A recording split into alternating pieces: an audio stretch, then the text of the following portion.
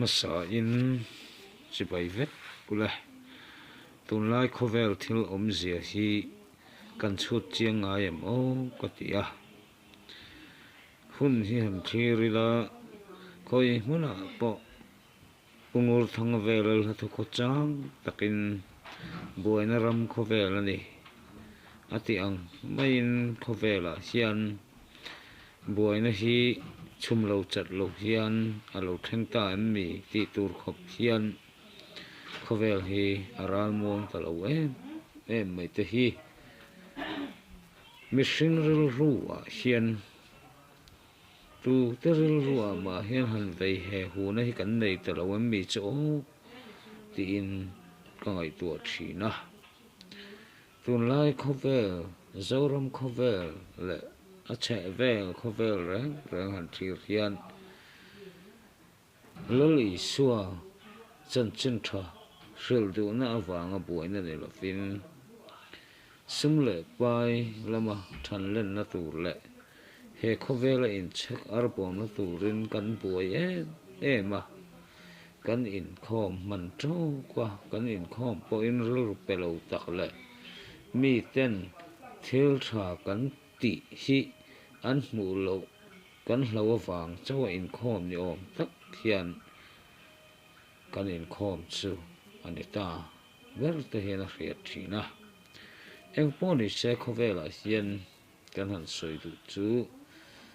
khwal sen mai kan ni a kan dam chung ni te hi pathian le ka pathian le mina soi dan chuan kum som ruk som sari vel chak na wang kum som riat chu dam thei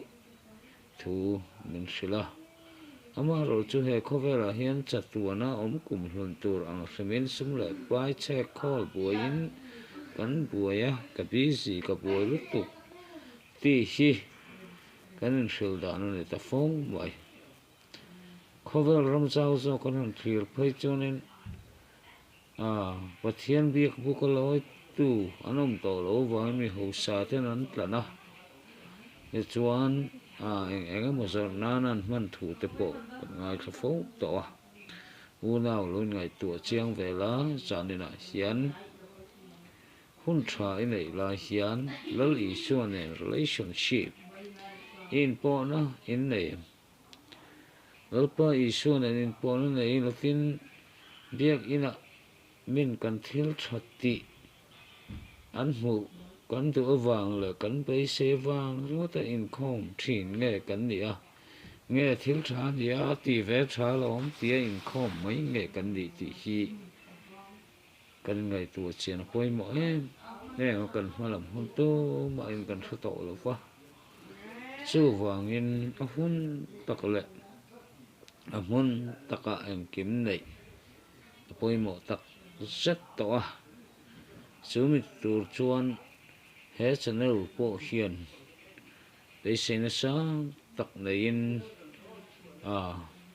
kan pathian ren chan tak mevin kan han ding le ton chu ani eng po ni sila pathian lali shuan in zom na that tak in neem ti hi zanina ka han soi du ka video siam toi te chu ani lalpa i suwa nun nei lo hian i lo om pa hlo ta ange unaw ngai to chiang ro khai ti kha kan han soi thei tong ni se